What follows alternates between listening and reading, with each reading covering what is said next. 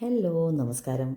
ഇന്ന് നമുക്ക് വളരെ ടേസ്റ്റി ആൻഡ് ഹെൽത്തി ആയിട്ടുള്ള ഇതുപോലെ ലേഡായിട്ടുള്ള ഒരു എന്താ പറയുക പൊറോട്ട എന്ന് പറയാം നമുക്കിതിന്. അതിൻ്റെ കൂട്ടത്തിൽ കഴിക്കാൻ നല്ല ക്രീമി ആയിട്ടുള്ള ഒരു പനീർ കറി ഉണ്ടാക്കിയാലോ. അപ്പോൾ അതിനായിട്ട് ഞാൻ 1 കപ്പ് മൈദ, 1 കപ്പ് ഗോതമ്പ് മാവ് കേട്ടോ. അതിപ്പം അതിന് അളവിനനുസരിച്ചിട്ട് 1:1 പ്രൊപ്പോർഷനിലെടുത്ത് നമുക്ക് കുറച്ച് പച്ചവെള്ളത്തിൽ തന്നെ നോർമൽ വെള്ളത്തിൽ തന്നെ കുഴച്ചെടുത്ത് കുറച്ച് നെയ്യ് തടവി 1/2 മണിക്കൂർ മാറ്റി വെച്ചതാണ് കേട്ടോ. അപ്പോഴേക്കും മാവ് നല്ല സോഫ്റ്റായിട്ടുണ്ടാവും. ഇതിനെ നമ്മൾ വളരെ തിന്നായിട്ട് പരത്തിയെടുക്കണം കേട്ടോ. ഇതുപോലെ നല്ല തിന്നായിട്ട് പരത്തിയെടുത്തതിന് ശേഷം നമ്മൾ ഇങ്ങനെ ഒരു കത്തി വെച്ചിട്ട് ഇങ്ങനെ ചെറുതായിട്ട് വളരെ നേരിയ ഇതായിട്ട് നമ്മളിതിനെ കട്ട് ചെയ്തെടുക്കണം.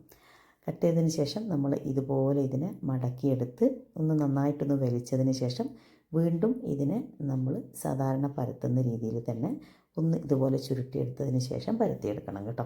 പരത്തുന്നത് നമ്മൾ ഇതുപോലെ കൈ കൊണ്ട് തന്നെ പരത്താണ് നല്ലത് കേട്ടോ. അല്ലെങ്കിൽ നമുക്ക് ചിലപ്പോൾ നമ്മൾ റോളിംഗ് പിന്ന് വെച്ച് ചെയ്യുകയാണെങ്കിൽ ഒരു പക്ഷേ ആ ഒരു ലേയേഴ്സൊക്കെ കുറച്ചൊന്ന് കുറഞ്ഞു പോകും.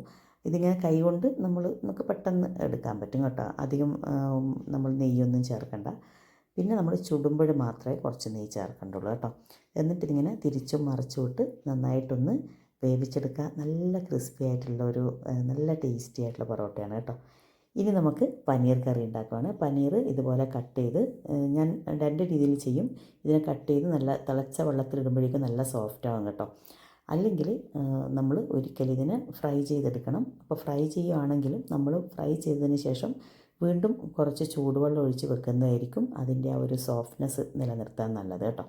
ഇനി ഒരു പാൻ അടുപ്പത്തോട്ട് വെച്ചു. അതിലേക്ക് കുറച്ച് നെയ്യ് ചേർത്തു. അതിനുശേഷമാണ് ഞാൻ ഈ പനീർ അതൊക്കെ ഒന്ന് ഫ്രൈ ചെയ്തെടുത്തത്. ഒത്തിരി ഒന്നും വേണ്ട, ഒരു 2-3 മിനിറ്റ് അങ്ങോട്ടും ഇങ്ങോട്ടും തിരിച്ച് മറിച്ചിട്ട് കഴിഞ്ഞാൽ നമ്മുടെ പനീർ റെഡിയാവും. അപ്പോൾ ഇനി ഇതിനാവശ്യമായിട്ടുള്ള ഗ്രേവി കുറച്ച് കാഷ്യൂ നട്ട്സും കുറച്ച് പനീർ, അതുപോലെ തന്നെ മിൽക്ക് ക്രീം അത് വേണമെങ്കിൽ ചേർത്താൽ മതി.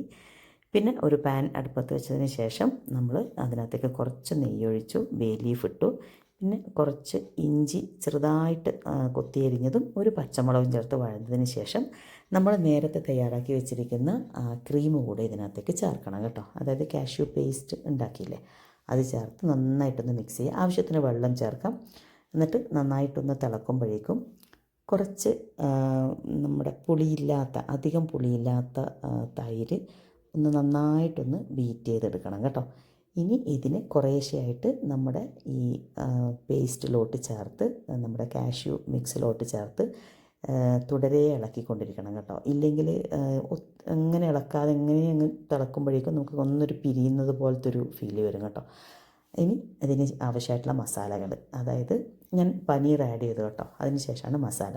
ചില്ലി ഫ്ലേക്സും അതുപോലെ തന്നെ കൊറിയാൻഡർ പൗഡർ, കുറച്ച് ഗരം മസാല, ഇത് 3ഉം ചേർത്ത് നന്നായിട്ടൊന്ന് മിക്സ് ചെയ്തതിന് ശേഷം കുറച്ച് പെപ്പർ പൗഡർ കൂടെ ചേർത്തു.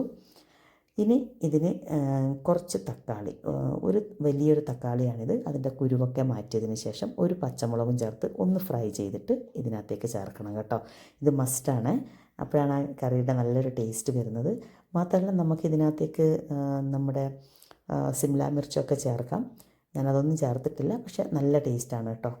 അപ്പോൾ ഇതിൻ്റെ ഒരു കോമ്പിനേഷൻ അടിപൊളിയാണ്. നമ്മുടെ പൊറോട്ടയ്ക്ക് അടിപൊളി. ഇനി ചപ്പാത്തിക്കാണെങ്കിലും ഈ കറി നല്ല ടേസ്റ്റാണ്. ഇതിൽ ഞാൻ ഉള്ളിയോ അല്ലെങ്കിൽ വെളുത്തുള്ളിയോ ഒന്നും ചേർത്തിട്ടില്ല കേട്ടോ. അപ്പോൾ നമുക്ക് ഇതൊന്നും കഴിക്കാത്തവർക്കും നമുക്ക് ഇതുപോലെ പനീർ കറി ഉണ്ടാക്കാവുന്നതാണ്. അപ്പോൾ ഒന്ന് ഉണ്ടാക്കി നോക്കണം, എന്നിട്ട് അഭിപ്രായം പറയണം കേട്ടോ. അപ്പോൾ വീഡിയോ ഇഷ്ടപ്പെട്ടാൽ ഒരു ലൈക്ക് ആൻഡ് ഒരു comment. So I will be happy for that. So thank you. So see you in the next video.